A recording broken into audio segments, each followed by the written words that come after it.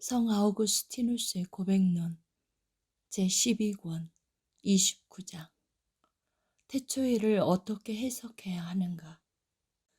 한편 태초에 하나님이 천지를 창조하시니라는 말씀을 처음에 하나님이 천지를 창조하셨다는 의미로 이해하는 사람은 그 말씀에 나오는 천지가 지성적인 피조세계와 물질적인 피조세계 둘 다를 포함하는 만유라는 의미에서의 천지 자체가 아니라 그 천지를 만들기 위한 진료를 가리키는 것으로 이해하지 않으면 안 됩니다. 왜냐하면 만일 이 천지가 이미 형상에 부여되어 만들어진 만유를 가리키는 것으로 이해하고자 한다면 그는 하나님이 처음에 만유를 다 창조하신 것이라면 그 후에는 무엇을 창조하셨다는 말인가? 라는 반문에 대답해야 하고, 실제로 하나님이 만유를 창조하신 후에는 더 이상 창조하실 것이 없으셨다는 것은 자명한 사실인 까닭에 나중에 창조하실 것이 아무것도 없었다면 하나님이 처음에 천지를 창조하셨다고 말하는 것은 아무런 의미도 없지 않겠는가? 라는 반론에 또다시 대답해야 하기 때문입니다. 따라서 그가 영혼에서는 무엇이 먼저이고 시간 속에서는 무엇이 먼저이며 선택에 있어서는 무엇이 먼저이고 기원에 있어서는 무엇이 먼저인지를 제대로 분별해서 하나님이 처음에 무형의 것을 창조하셨고 다음으로 거기에 형상을 부여하셔서 만유를 창조하셨다고 말할 때에만 그 말에는 모순이 없게 되는데, 영혼에서는 하나님이 만유보다 먼저이고 시간 속에서는 꽃이 열매보다 먼저이며 선택에 있어서는 열매가 꽃보다 먼저이고 기원에 있어서는 소리가 노래보다 먼저입니다. 내가 방금 말한 네 가지 중에서 두 번째와 세 번째는 이해하기 쉬운 반면에 첫 번째와 네 번째는 이해하기가 대단히 어렵습니다.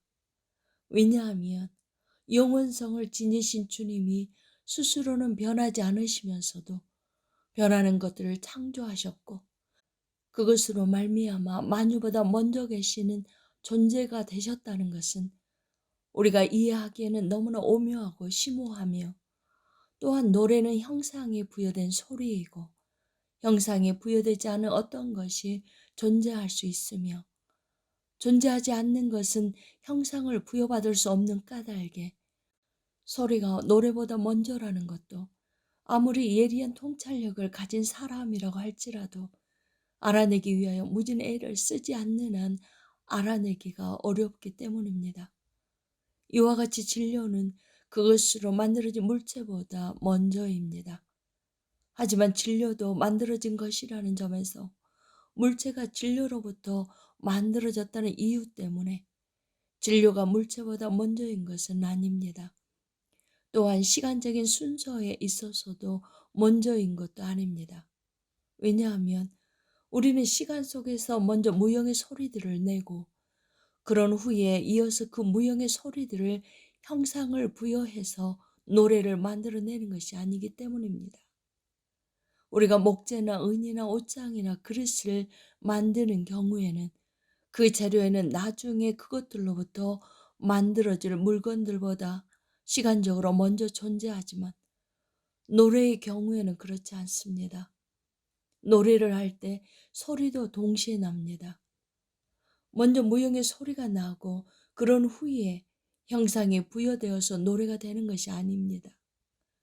설령 노래가 먼저 난다고 해도 그 소리는 즉시 흔적도 없이 사라져버리기 때문에 우리는 그 소리를 한데 모아서 형상을 부여하여 노래를 만들어낼 수 없습니다. 이렇게 소리는 시간적으로 노래보다 먼저 있지 않고 동시에 존재하지만 소리는 노래의 진료입니다.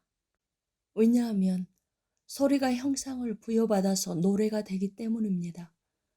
이것이 내가 진료로 존재하는 소리가 형상을 부여받아 만들어진 노래보다 먼저라고 말한 이유입니다. 소리가 노래보다 먼저라는 것은 소리가 노래를 만들어낼 수 있는 힘을 가지고 있다는 의미가 아닙니다. 소리는 노래를 만들어낼 수 있는 힘을 가지고 있지 않습니다. 노래하는 사람이 자신의 마음 속에서 소리의 형상을 부여해서 자신의 몸을 통해서 밖으로 내보낼 때 노래가 만들어집니다.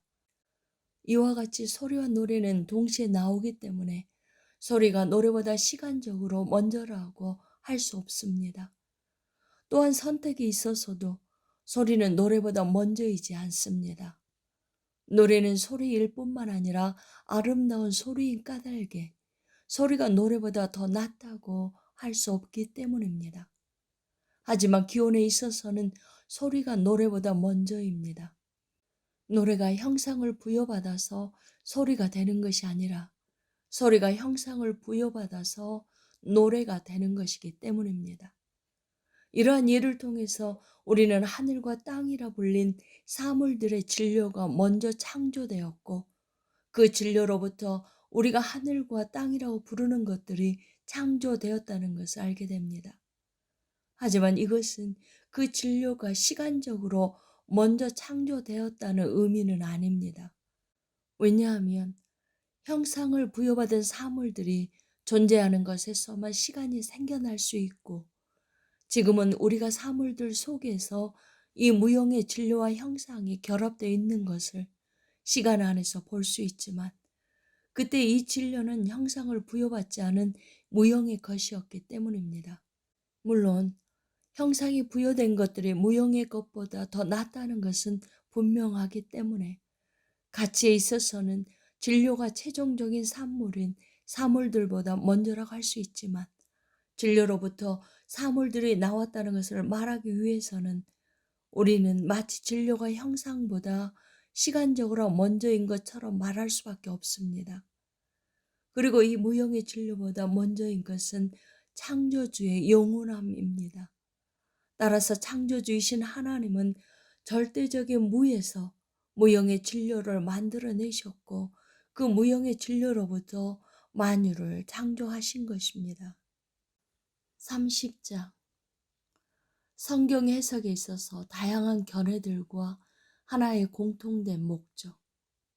이러한 다양한 견해들은 다 어느 정도 진리를 담고 있기 때문에 진리이신 주님이 이 모든 견해들 속에서 일치를 만들어내 주시고 우리 하나님께서 우리 모두에게 자비를 베푸셔서 하나님이 우리에게 자신의 법을 주신 것은 순전한 사랑을 위한 것임을 명심하고서 하나님의 법을 그러한 목적에 따라 적법하게 사용할 수 있게 해 주십시오.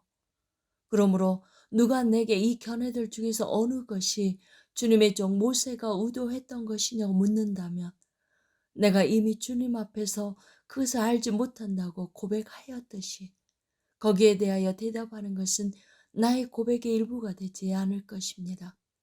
하지만 내가 아는 것은 내가 앞으로 이미 육신적인 견해들이라고 말한 것들을 제외한다면 이 다양한 견해들이 일정 정도 진리를 담고 있다는 것입니다.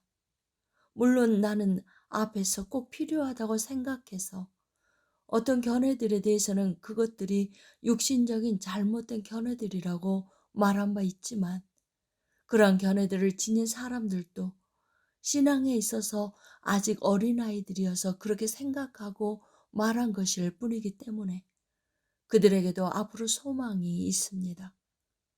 그러므로 그들로 하여금 주님이 자신의 책에서 심오하고 풍부한 의미를 담고 있는 것들을 아주 평범하고 짤막하게 말씀하신 것에 대하여 겁을 집어먹거나 움츠러들지 않게 해주십시오.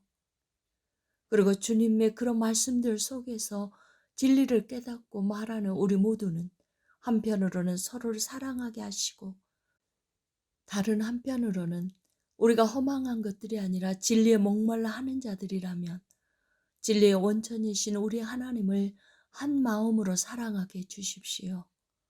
또한 주님의 종 모세가 주님의 계시를 따라 이 말씀들을 기록하였을 때 우리로 하여금 그 말씀들을 통해서 다른 사람들보다 더 많은 진리의 빛을 받아서 더 많은 유익한 열매를 맺게 하기 위한 것이 그 주된 목적이었을 것이라고 믿게 하셔서 주님의 성령의 충만해서 이 성경을 기록한 주님의 종 모세를 높이게 해 주십시오. 31장. 모세의 글 속에는 온갖 다양한 진리가 담겨 있기 때문에 다양한 해석이 가능하다. 그러므로 어떤 사람이 내가 말한 것이 모세가 의도한 것이라고 말하고, 또 다른 어떤 사람이 아니다, 내가 말한 것이 모세가 의도한 것이라고 말한다면, 나는 다음과 같이 말함으로써 이 두 사람을 신앙적으로 화해시킬 것입니다. 두 사람이 말한 것이 다 진리라면 모세가 그 둘 모두를 의도한 것이라고 말하지 못할 이유가 어디 있겠는가? 다른 사람이 이 말씀 속에서 두 사람이 말한 진리 외에 세 번째 또는 네 번째 진리를 찾아냈고, 또 다른 사람이 이 말씀 속에서 지금까지 제시된 진리들과는 완전히 다른 또 하나의 진리를 찾아낸다면, 모세가 이 모든 서로 다른 진리들을 알았고 그것들을 이 말씀 속에서 전달하고자 하였다고 믿는 것을 우리가 잘못된 것이라고 말할 이유가 어디 있겠는가? 왜냐하면 한 분이신 하나님이 모세를 사용하셔서 성경을 기록하신 것은 아주 다양한 지각을 지닌 많은 사람들로 하여금 그 동일한 성경 속에서 여러 다양한 진리들을 만날 수 있게 하기 위한 것이기 때문이다.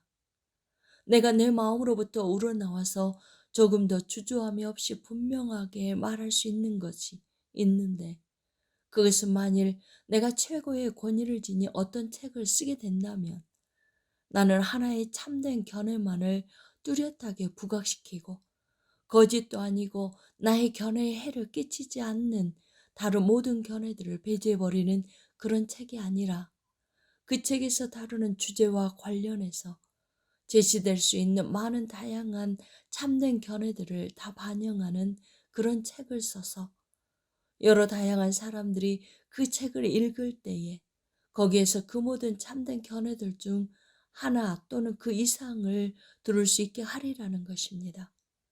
그러므로 나의 하나님이여, 나는 모세가 주님으로부터 그런 식으로 글을 쓸 수 있는 은사를 받지 않았을 것이라고 믿는 어리석음을 범하지 않을 것입니다.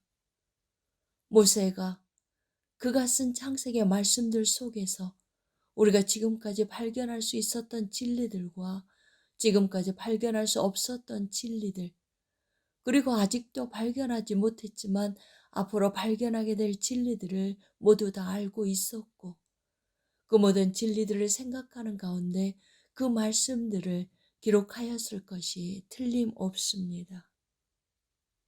32장. 하나님이 내게 진리를 가르쳐 주시되 특히 모세의 의도를 알게 해주시기를 기도함. 주님이여, 내가 주님께 마지막으로 말씀드리고 싶은 것은, 주님은 하나님이시고 혈과 육을 지닌 사람이 아니시기 때문에 설령 주님이 이 말씀들을 기록하게 하신 모세는 이 말씀들 속에 담겨 있는 많은 진리들 중에서 오직 하나만을 염두에 두고 있었던 까닭에 주님이 이 말씀들을 통해서 후세의 독자들에게 계시하고자 하신 모든 것들을 사람들은 다 알 수 없을지라도 나를 공평한 땅에 인도하실 주님의 선하신 영에게는 결코 숨겨질 수 없다는 것입니다. 또한 모세가 단 한 가지 진리만을 염두에 두고 있었을지라도 그가 염두에 둔 그 진리는 주님이 그 말씀들을 통해서 계시하시고자 한 다른 진리들보다 더 중요한 것이었을 것이 틀림없습니다. 주님이여, 모세가 전하고자 의도했던 진리이든 아니면 주님이 기뻐하시는 다른 진리이든 우리에게 진리를 계시해 주십시오. 주님이 저 하나님의 사람에게 알게 하셨던 진리를 우리에게 알게 하시든, 그 동일한 말씀을 통해서 다른 어떤 진리를 우리에게 알게 하시든, 주님의 진리로 우리를 먹여주셔서 우리로 하여금 잘못된 가르침에 있어서 미혹되거나 속지 않게 해 주십시오. 주 나의 하나님이여, 우리가 지금까지 창세기에 나오는 이 짤막한 말씀들을 가지고 얼마나 많은 글들을 써왔습니까? 우리는 정말 너무나 많은 글을 써왔습니다. 우리가 주님의 모든 책들을 이런 식으로 설명하려면 얼마나 많은 힘과 시간이 필요하겠습니까? 그러므로 하나의 말씀에 대하여 많은 설명이 나올 수 있어서 실제로 많은 설명을 할 수 있겠지만 주님이 성령으로 나를 감동시키셔서 하나의 참되고 확실하며 선한 설명을 택하여 주님께 짧게 고백할 수 있게 해 주십시오.